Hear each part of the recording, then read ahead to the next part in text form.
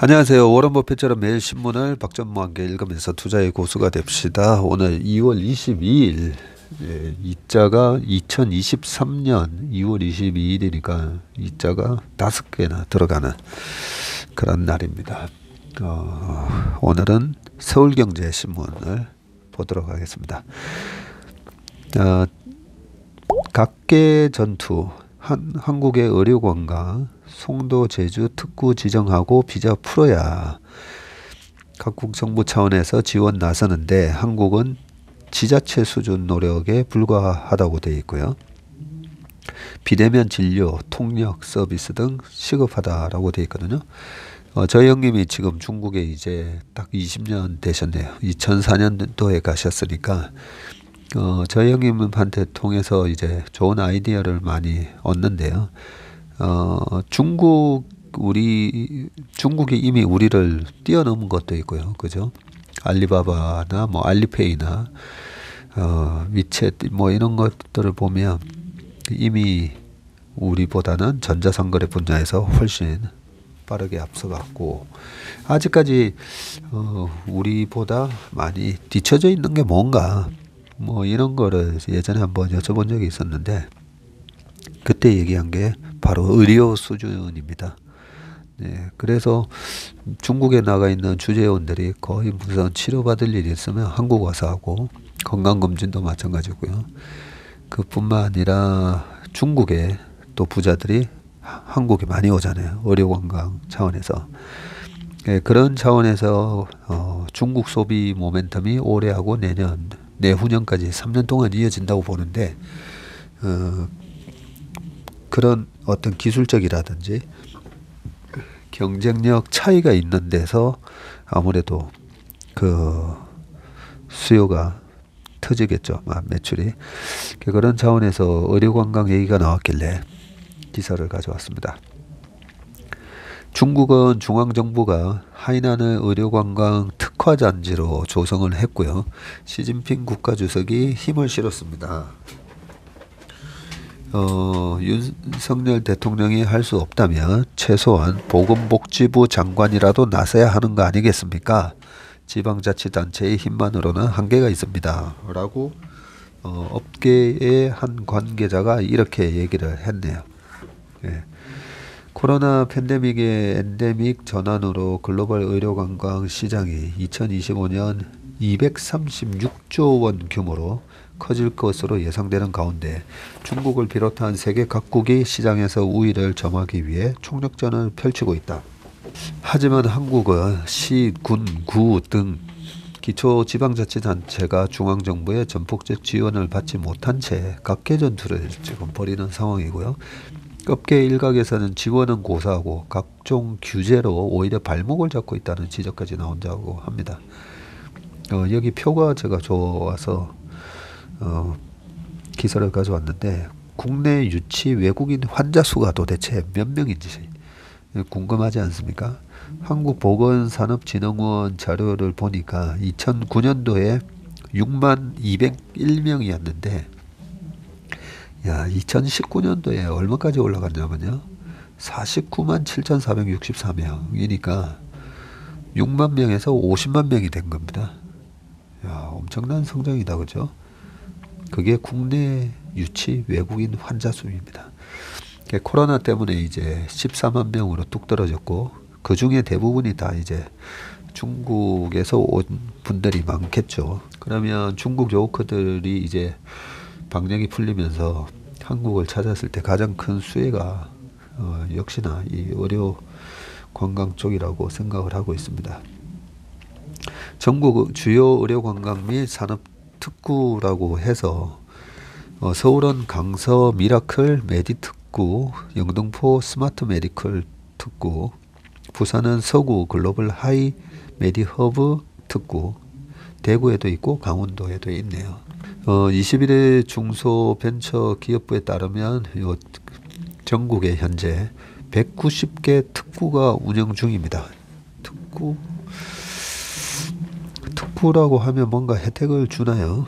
이 가운데 의료관광 및 산업제약, 바이오 관련 특구는 서울, 강서, 미라클 뭐 쭉 이렇게 있고, 2004년 도입된 지역 특화 발전 특구 제도는 기초지자체가 특구 계획을 수립을 해서 중기부에 특구 지정을 신청을 하면요, 중기부가 부처 협의 및 지역 특구위원회 심의를 거쳐서 지정을 한다고 합니다. 그리고 특구로 지정이 되면 59개 개별법이 정한 129개 규제 특례 중 일부를 지역특구법에 따라 적용받을 수 있다고 하고요. 의료관광 특구의 경우 전문의 등 외국인 종사자 체류기간 연장 및 사적 발급 절차 완화, 의료시설 건폐율, 용적률 완화, 5개 광고물 규제 완화 등의 혜택을 준다. 지자체의 자율적 사업 추진을 위해서 직접적인 재정 세제 지원은 이루어지지 않는다는 게 중기부의 설명이네요. 전문가들은 외국인 환자 유치 확대를 위해 근본적인 규제 개혁과 지원이 필요하다고 입을 모았는데, 외국인 환자 비자 발급 요건을 완화를 하고 비대면 진료 허용, 통역 지원 등이 필요하다고 강조를 했네요. 의료계 한 관계자는 90일 이하 단기 의료관광 비자와 1년 이내 장기 치료 요양 비자가 있지만 개발도상국 환자와 보호자들은 비자를 발급받기가 까다로운 게 현실이라고 하고요. 의료관광 비자를 악용한 불법 체류자가 있다고 해서 발급을 과도하게 제한을 하면 외국인 환자가 늘어날리 만무하다고 지적을 했습니다. 외국인 환자를, 그러게요, 뭐 불법 체류자 인구도 줄어드는데 뭐 미국도 약간 그런 게 있잖아요. 불법 체류자 뭐 멕시코에서 넘어오는 부분에 대해서 약간 일부러 약간 용인해주는 거. 그거는 뭐 제가 잘 모르는 분야니까 일부러 뭐 용인했다고는 할 수는 없지만 이민의 효과가 있으니까 그죠. 그런 긍정적인 면도 있으니까 불법 체류자 뭐 마약 사범이나 이런 사람들이 체류하면 안 되겠지만, 예, 그 구덕이 무서워서 이제 아예 발급을 과도하게 제한하면 안 된다, 뭐 이런 지적인 거죠. 외국인 환자를 대상으로 한 비대면 진료도 허용돼야 할 부분이다 그러겠네요. 해외 거주 외국인 환자의 경우 비대면 진료를 받을 수 없으면 사전 상담과 사후 관리를 위해 체류 기간을 늘리거나 한국을 2번 이상 찾아야 하기 때문인데, 현행 의료법은 의사와 환자 간 비대면 진료를 금지하고 있다. 이에 외국인 환자 유치 의료기관은 국내 의료진과 외국 의료기관의 의료진과 협진하는 방식으로 비대면 진료를 시행 중이다. 업계 관계자는 내국인 대상 비대면 진료는 의료계의 반대 때문이라지만 외국인 비대면 진료는 왜 당장 허용하지 않는지 모르겠다면서 임시조치 성격이 짙은 특례로 허용할 것이 아니라 의료법 개정을 통해서 허용을 해야 의료기관의 투자가 늘어날 것이라고 말을 했습니다. 인천, 송도와 제주 등 인지도가 높은 도시를 의료관광 특화단지로 지정을 하고 통역 서비스 등을 국가 차원에서 지원할 필요가 있다는 목소리도 나오는데, 업계 관계자는 복지부가 외국인 환자 유치를 지원하고 있지만 부처 특성상 지금까지 의료관광 활성화를 외치기 힘든 측면이 있었다면서 윤 대통령이 전 부처의 산업부화를 강조한 만큼 이제는 컨트롤 타워가 될 수도 있지 않겠느냐고 강조를 했습니다. 예전에 제가 또 송도에 가서 또 한 4년 살았었잖아요. 인천 송도. 예, 그때도 이제 송도가 어떻게 발전을 할 것인가 중에 하나가 거기에 병원이 국제병원이 들어설 수 있다라고 설명을 들었던 것 같고요. 왜냐하면 이제 중국에서 엄청난 이런 의료관광 수요가 있기 때문에 거기다가 국제병원을 지어 놓으면 좋을 거다는 거죠. 그러면서 미국에 굉장히 큰 병원이었는데 뭐 그런 곳이랑 하려고 했다가 우리나라가 병원이 이제 비영리로 지정이 돼 있고 영리 사업을 못 하게 돼 있고 뭐 여러 가지 이유로, 그래서 내국인 대상은 뭐 서울대 병원에서 하고 외국인 대상은 그 미국 병원에서 하고 뭐 그런 식으로 막 얘기도 진행되고 있다라는 얘기가 들렸지만 아직까지 뭐 들어선 건 없습니다.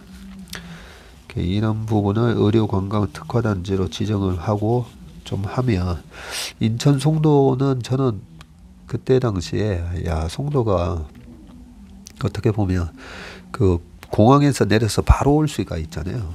인천공항에 내려서 15분이면 가거든요. 되게 가깝습니다. 인천대교 넘어갈 때 이제 관광도 되고, 그런 차원에서 송도가 우리가 뭐 판교 이쪽은 약간 실리콘밸리처럼 거기는 네이버, NC소프트 이런 그런 IT 관련 기업들이 포진해 있다면, 송도에는 삼성바이오로직스랑 셀트리온이 있잖아요.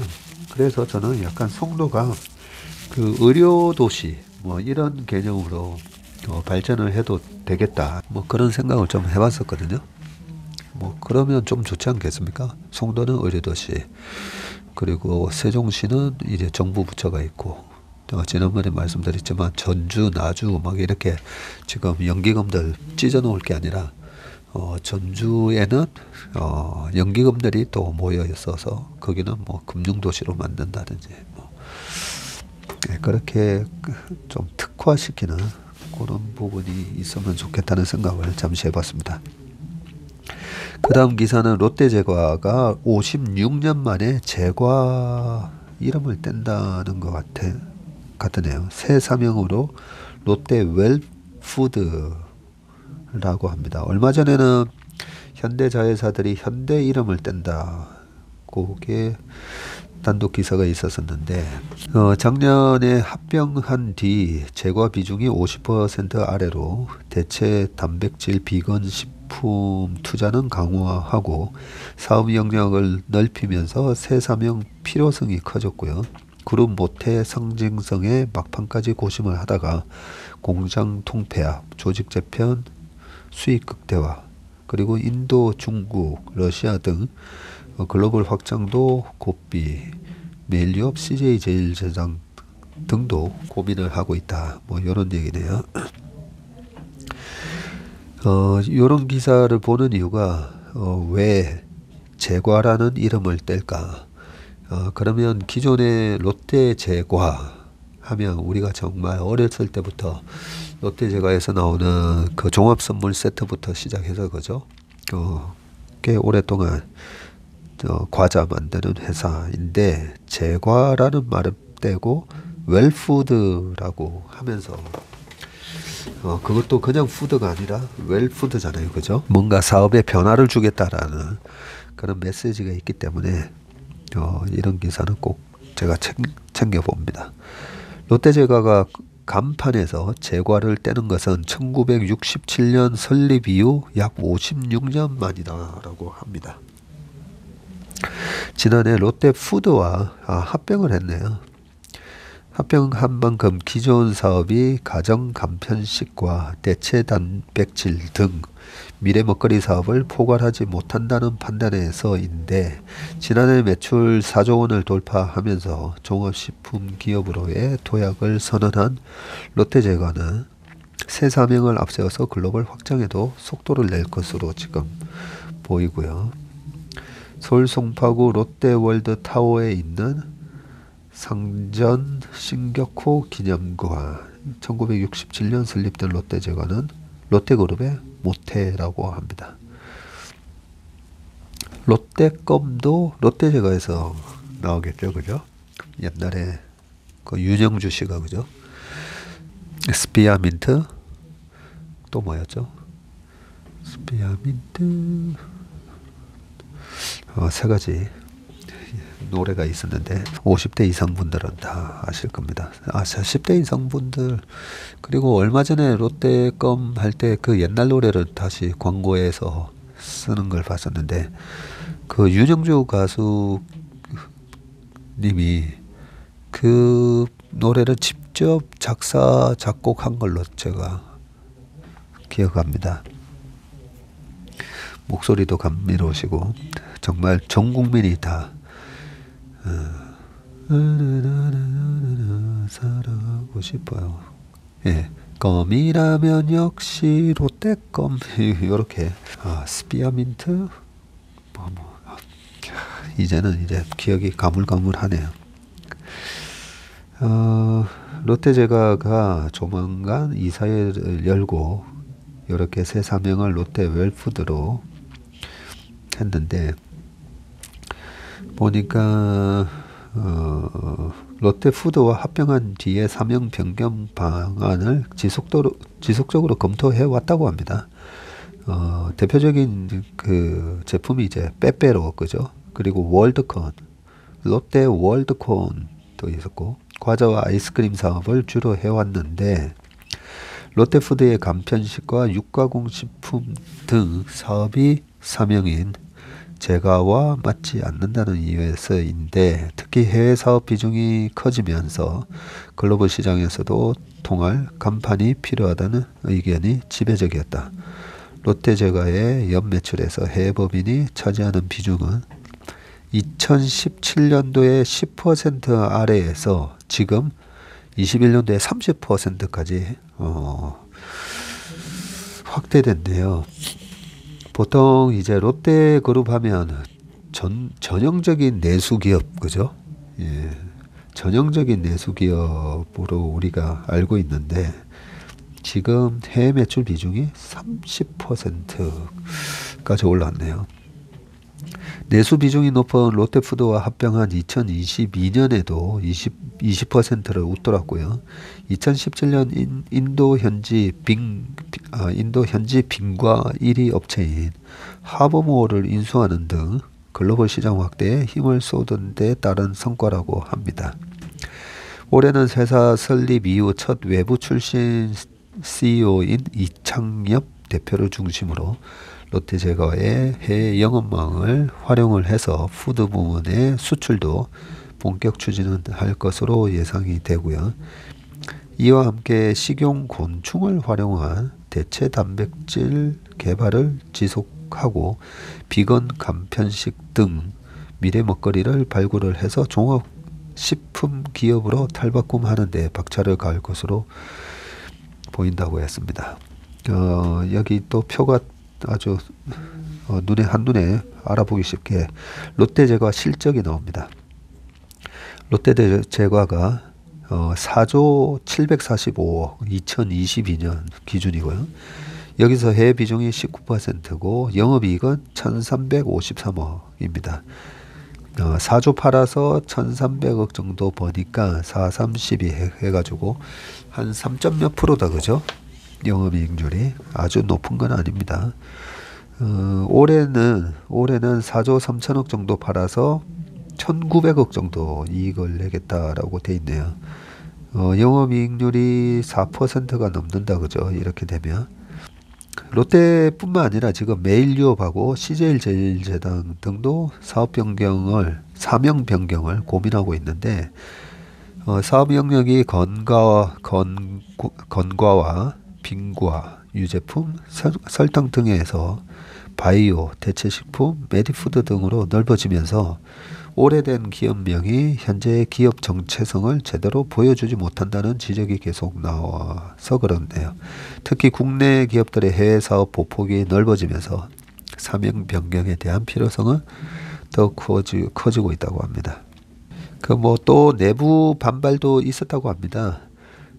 롯데제과는 고 신격호 명예회장이 1967년 세운 롯데그룹의 모태인데 신 명예회장은 당시 일본에서 선풍적인 인기를 끌던 껌을 국내에 들여와서 롯데껌을 선보였고 이를 밑거름으로 삼아서 지금의 롯데그룹을 만들었다.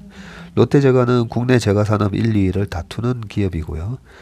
이처럼 독보적인 1등 아닌가요? 1, 2위를 다툰다고 돼 있네요. 과거에 제가 기억으로 이제 롯데그룹이 있다가 그 IMF 때 이제 혜태제과가 망하게 되잖아요, 그죠? 혜태제과가 망했는데 그걸 크라운제과가 인수를 했던 걸로 기억을 하고요. 그러면 크라운 혜태가 합쳐도 롯데한테 안 될 것 같은데 오리온이 이제 워낙 이제 또 성장을 해서 오리온하고 1, 2등을 다투는지 그럴 것 같은데요.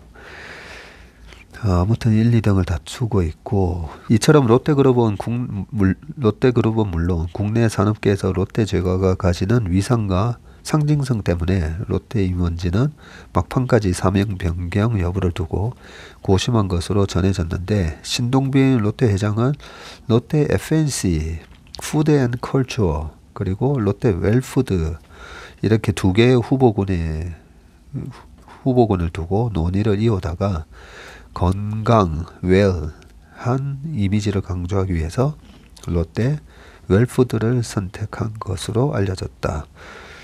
저도 뭐 F&B, 뭐 F&C, 여기는 푸드 앤 베브리지로 해서 보통 뭐 F&B 많이 쓰잖아요. 서울 F&B. 그렇게 조금 상투적인 것보다는 F&C나 웰푸드, 요 웰푸드 느낌이 괜찮은데요, 저도. 롯데 FNC는 과거 롯데 삼강이 롯데푸드로 사명을 변경할 때에도 후보 리스트에 올랐던 이름이었었네요. 그러고 보니까 이제 롯데 삼강이 있었는데 그게 이제 롯데푸드로 이름이 바뀌었었고, 이번에 롯데제과로 또 합쳐졌네요, 보니까. 롯데제과는 현재 웰푸드의 상표와 도메인 등록을 마친 상태로 이사회를 거쳐서 다음 달 정기주총에서 사명 변경 안건을 상정할 것으로 그렇게 보입니다. 여기 보니까 롯데제과의 연역이 쭉 나오는데 한 표를 확인해 보시고, 보통 기업이 특히나 롯데제과 같은 롯데그룹 자체도 이제 되게 보수적이잖아요. 이런 보수적인 그룹의 가장 큰 위험이 그 안주하는 거라고 저는 생각합니다. 저는 뭐 제 개인적으로도 제가 그동안에 보면 저 스스로 매너리즘에 빠지고 안주할까봐 그걸 갖다가 젊었을 때부터 왜 그런 걱정을 늘 했는지 모르겠더라고요. 한 회사에서 이제 되게 오래 있다 보면, 제 안방 갔거든요. 옛날에 뭐 신원투신에 있었을 때도 그렇고, 한원투신에 있었을 때도 그렇고, 그러면 이제 안주하게 되는데, 저는 제가 안주하는 걸 좀 많이 경계했던 것 같습니다. 예, 그런 측면에서 이제 이런 보수적인 기업에서 이름 바꾸는 걸로, 선대 회장님이 이거 하신 이름인데 이걸 손내면 되냐, 이런 얘기가 당연히 나오겠지만, 과감하게 변신을 하는 게 맞지 않나는 생각입니다. 그런 의미에서 롯데가 이렇게 이름도 바꾸고 한다는 거는 저는 좋은 변화의 모습이지 않은가, 그런 생각이 듭니다. 예. 이 이창엽 다른 데서 모셔왔다 했잖아요. 어떤 분인가 맨 밑에 나오네요. 지난해 해외사업 전문가인 이창엽 전 LG생활건강사업본부장을 대표로 모셔왔네요. 향후 5년 동안 약 700억 원을 투자해서 해외사업 규모가 가장 큰 인도의 빙과 공장을 짓는 것이 대표적인데, 롯데제과가 지금 2004년 인도에 진출한 뒤에 2017년 현지 빙과 1위 업체 하브모어를 인수하면서 점유율을 넓혀가고 있고, 전체 해외 매출에서 인도가 차지하는 비중이 약 40% 이상이라고 합니다. 지난해 하브모어의 매출은 약 1,500억 원으로 전년 대비 50% 이상 증가했고요. 아울러 롯데제과가 중국과 인도, 러시아 등에서 확보해 놓은 영업망을 통해서 롯데푸드 제품을 수출하는 방안도 모색 중인데, 이를 통해서 현재 20%대인 해외 매출 비중을 향후 50%까지 끌어올린다는 방침이다라고 돼 있네요. 요런 얘기를 좀 들어보니까 약간 갑자기 급 관심이 확 생기네요. 보니까 제가 좋아하는 모멘텀이 국내 1등을 하다가 해외로 글로벌라이제이션 모멘텀이 생기는 기업을 제가 관심 있게 본다고 했잖아요. 롯데제과의 그동안의 차트를 보니까 이게 합병하면서 그전 차트가 사라졌네요. 롯데 지주가 생겼죠, 그죠? 롯데제과 차트는 2017년부터 나오는데 12만 5천 원 하던 주가가 20년도에요. 2017년도에 지금 11만 9,100원입니다. 딱 지금 마이너스 47% 고점 대비는 떨어져 있고요. 이 주식이 한때 9만 400원까지 이때는 코로나 때였네요. 코로나 때 9만 400원까지 빠졌었네요. 코로나 상황이야 뭐 그렇고 전체적으로 보면 주가가 그렇게 많이 못 올라가 있는 상황이고 PBR이 0.63밖에 안 되네요. PBR도 낮고 네. 배당 수익률은 1.32% 그렇게 하고 있고 여기서 이제 또 체크를 해보는 게 이제 매출액 추이입니다.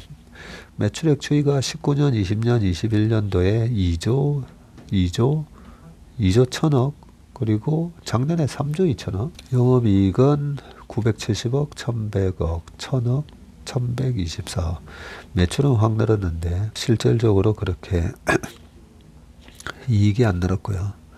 특히나 이제 당기순이익은 또 영업이익의 절반도 안 되네요. 416억, 417억, 363억. 지배주주 순이익은 거의 당기순이익이랑 비슷하네요. 400억대 정도 이익이 나니까 시가총액이 1조 1000억. 20배면 8천억인데 그죠? 보통 저는 이제 영업이익 기준으로 많이 보긴 한데 영업이익 기준으로 보면 한 10배 정도고 PBR 밴드로 보니까 PBR 밴드 하단에서 지금 왔다 갔다 하고 있네요. 나중에 한번 따로 공부를 해봐야 되겠다는 생각이 듭니다. 그 다음 기사는 이제 SM엔터 경영 효율화로 2025년 매출 1.2조. 잠깐만요. 순간적으로 이 롯데 지주로 이제 분할이 됐으니까 대주주 지분율을 보면 롯데 지주가 47%, 롯데 알미늄 6.8%, 롯데 장학재단 5% 등등해서 롯데 특수관계인이 70% 들고 있네요. 거기다가 자사주가 6.29 합치면 77% 정도가 지분이 묶여 있네요. 그래서 거래가 많지 않군요. 거래 대금이 지금 4조 5천억 정도, 4억 5천만 원 정도 나오는 거 보니까 롯데 지주를 보면 과거 1980년대까지 쭉 나옵니다. 요게 아마 이제 롯데 제과의 옛날 주가 차트라고 보면 될 것 같고요. 2016년도에 최고치를 쳤다가 17년도에 분할 상장이 됐네요. 분할 상장이 되고서는 13만 원에서 지금 3만 1250원 이렇게 하고 있네요. 롯데 지주는 아마 배당 수익률이 높을 것 같은데 4.78%, PBR은 0.37. 지주회사니까 뭐 PBR은 의미가 없고 신동빈 회장하고 롯데 쪽이 41.7%, 자사주가 32.5%나 되네요. 분할 과정에서 생긴 아마 자사주인 것 같고요. 자사주 합치면 74% 가까이 되네요. 이것도 국민연금이 5% 들어가 있다. 네. 아이고 신문 읽다가 너무 이런 식으로 신문을 읽으면서 어떤 좀 관심이 있게 되면 방금 어떻게 이제 체크를 해보는지 간단하게 이제 프로세스를 보여드렸습니다. 그 다음에 이제 SM엔터 경영 효율화로 2025년 매출 1.2조가 되고 하이브는 카카오가 인수 관심이 없다면 협업을 할 수도 있다라고 또 손을 내밀었습니다. 일단 같은 날 경영 비전을 발표를 하면서 여론전을 하고 있다. SM 팬 플랫폼 등 자체 수익화를 강조를 했고 영업이익률도 35%까지 확대를 목표로 하고 있고요. 하이브가 멀티 레이블 이미 해온 것이고 적대적 M&A가 아니야. 독과점 우려를 해소한다라고 되어 있습니다. SM이 지금 어떻게 되어 있나 한번 잠깐만 보고 싶네요. SM은 122,700원, 오늘도 한 0.6% 빠지는데 시가총액이 2조 9천억 그렇게 나와 있습니다. 예, 경영권 분쟁 때문에 일단 주가가 좀 최근에 오버슈팅 했고, 하이브가 얘기했던 12만원 공개 매수 가격 그 정도까지 주가가 올라가 있고, 어느 쪽이 경영권을 가져갈지를 모르다 보니까 주가가 여기서 이제 횡보를 하는 모습인데, 기사를 좀 읽어보고 말씀을 드리겠습니다. SM엔터테인먼트 경영진하고 하이브 측이 같은 날 이렇게 경영 계획을 밝혔는데, SM엔터는 경영을 효율화해서 2025년까지 별도 기준으로 매출 1조 2천억을 달성한다는 거고요. SM 3.0의 지식재산 수익화 전략을 상세히 공개했고, 하이브는 카카오가 경영권 인수에 관심이 없다며 협업이 가능하다라고 돼 있는데, 1조 2천억 매출을 한다는데 그러면 지금 매출은 얼마인가? 작년에 8,400억 정도 했네요. 8,500억. 재작년에 7천억 했습니다. 예. 그리고 영업이익은 재작년에 7천억 했을 때 675억. 그리고 작년에는 8,500억 매출에 935억 정도. 예, 당기순이익은 890억 정도. 예, 딱 10% 정도 이익이 나네요. 장철혁 SM엔터 CFO가 지배구조 문제 해소와 함께 MD, IP 라이센싱, 그리고 팬 플랫폼, 영상 콘텐츠 등 2차 IP 사업을 확대해서 목표를 이룰 것이라고 밝혔고요. SM엔터는 라이크 기획으로 대표됐던 지배구조 문제를 해소할 예정인데, 장 CFO는 라이크 기획 계약 종료 및 사후 정산 약정 종료에 따라서 영업이익 310억 원이 순증가한다라고 밝혔습니다. 야, 라이크 기획 때문에 빠져나간 돈이 꽤 큽니다. 보니까 지난해 영업이익률 19%를 2025년 35%까지 끌어올릴 예정이고요. 자회사 SM 브랜드 마케팅과 드림메이커의 MD 유통 공정기획 기능도 SM엔터로 내재화한다고 하고요. 글로벌 업체들의 경쟁 입찰을 통해서 공정과 MD 매출과 수익성을 제고하고 외주 계약을 활성화한다라고 되어 있습니다. SM 3.0 수익화 전략, 이 표가 잘 나와 있습니다. 25년도에 영업이익률이 되게 중요한데, 영업이익률이 28%, 32, 35 이렇게 올라가면, 그리고 만약에 25년도에 1조 2천억 매출에 영업이익률 진짜 35% 달성을 만약에 하잖아요. 하면 영업이익만 4천억이 넘게 되죠. 영업이익이 4천억이라고 생각하면 영업이익에다가 그냥 20배 곱해줘도 되거든요. 그러면 이제 8조가 나오는데, 그러면 주가가 더 위로 올라갈 룸이 있는 거고, 멀티 제작 센터 도입을 통해서 라인업도 늘리고요. 2025년 21개 팀 이상이 활동을 하게 되고, 연 40개 이상의 음반이 출시가 된다. 2025년 음반 판매 목표는 2,700만 장인데, 공연도 연 400회 이상 개최하고, 음반 공연 등 1차 IP 매출은 7,600억으로 늘린다라고 되어 있습니다. 그리고 캐릭터 등 2차 IP 사업의 비중이 40%로 확대가 되고, 2025년 매출 목표가 3천억이 되고요. SM컬처 유니버스로 대표되는 세계관을 활용한 웹툰, 웹소설, 영상 콘텐츠도 확대하는데, 여기서 카카오와 협업이 이루어질 것으로 보이고, 9개로 분산되어 있는 모바일 플랫폼도 하나로 합치게 된다고 합니다. 그리고 이제 사진에 나오는 분이 하이브의 박지원 CEO 분이시네요.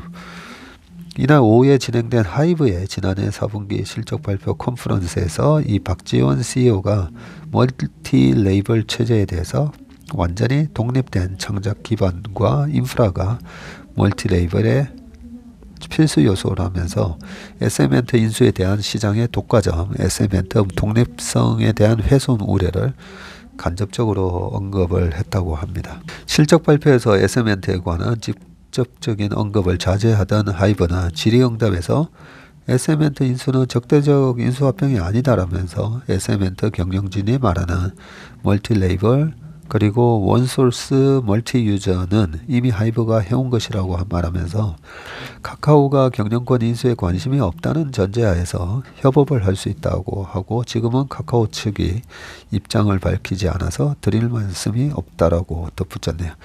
SM엔트의 기업 가치가 떨어질 수 있다는 의견에 대해서는 그렇지 않다고 생각한다고 하면서 SM엔트 아티스트의 북미 진출도 도와드릴 수 있다라고 얘기를 했습니다. 한편 하이브가 지난해 2021년 대비해서 41.6% 오른 1조 7,780억 원의 매출과 이렇게 보면 SM의 매출 작년 8,400억에 2배, 2.5배 가까이 되죠. 2.4배 정도, 그 정도 되고요. 매출이 24.9% 올랐고 2,376억 원의 영업이익을 기록을 했다고 합니다. 그러면 SM이 930억 영업이익이니까 이 영업이익도 거의 2.5배가 넘네요. 그러면 시가총액의 SM이 거의 지금 3조고 2.5배를 곱하면 그죠. 하이브 같은 경우에는 지금 시가총액이 훨씬 큽니다. 네. 하이브의 시가총액이 10조. 계속 우리가 그 부동산 같은 경우에 많이 비교를 하시잖아요, 그죠? 그런 것처럼 주식 투자할 때도 제일 좋은 게 비교입니다, 비교. 피어 그룹하고 시가총액이 7조 9천억, 8천억, 8조 정도네요. 주가가 좀 빠져서 그렇네요. 한때 하이브가 42만 원 갔다가 지금 19만 원이니까 고점 대비 55% 빠졌거든요. 그렇게 보면 한때 시가총액이 17, 8조 갔었네요. 근데 지금 8조니까 정확하네요, 보면. SM의 매출하고 영업이익에 딱 2.45배인데 그죠? 3조하고 8조 그렇게 돼 있습니다. 그 다음 기사는 이제 반도체가 마이너스 44%, 중국 마이너스 23%, 50일 만에 작년 연간 적자 40%에 육박한다 라는 거고요. 저희도 아침 회의 때 이 수출입 동향 항상 체크를 하거든요. 반도체 44, 중국 대중 수출 비중이 23% 줄었다. 뭐 이런 기사는 그동안에 많이 다뤄왔으니까 넘어가고요. 시간이 다 돼서 그 다음 기사가 정부 상반기에 383조를 투입해서 43조 증액한 역대 최대다라는 게 있는데 이게 뭔가라고 보니까 기재부에서요. 최상대 기재부 차관께서 이제 제2차 재정 집행관계 차관회의를 열고 모두 발언을 하고 계시는데 올 상반기 중에 재정과 공공 민자사업 부문에서 총 383조 원을 투자하신다고 합니다. 올 초 수립한 상반기의 집행계획이 340조 원한 규모이고 정부는 56조 원 규모의 취약계층 및 소상공인 관련 사업도 선정을 해서 집중관리를 하기로 했다고 그러고요. 마지막 기사는 형광등이 2027년에 퇴출된다고 합니다. 산업부 LED로 전환을 한다고 해서 제가 이거 보면서 아직까지도 형광등을 쓰는 곳이 있나라고 생각을 했다가 한번 보여드릴게요. 저 위에 이렇게 보시면 여기 중소기업 중앙회 빌딩인데요. 아직 형광등을 쓰고 있습니다. 형광 램프의 최저 소비 효율 기준을 단계적으로 상향을 하고 그래서 2028년부터는 기준에 미달하는 형광 램프의 국제 제조 수입이 금지됨으로써 사실상 형광 램프가 시장에서 퇴출된다라고 합니다. 2024년부터 2033년까지 향후 10년간 형광 램프가 약 1,300만 개의 LED 조명으로 교체될 것이다. 그런 기사로 오늘 웜의 신박은 여기서 끝내도록 하겠습니다. 오늘 하루도 건강하시고 화이팅 넘치는 하루 되시길 바라겠습니다. 고맙습니다.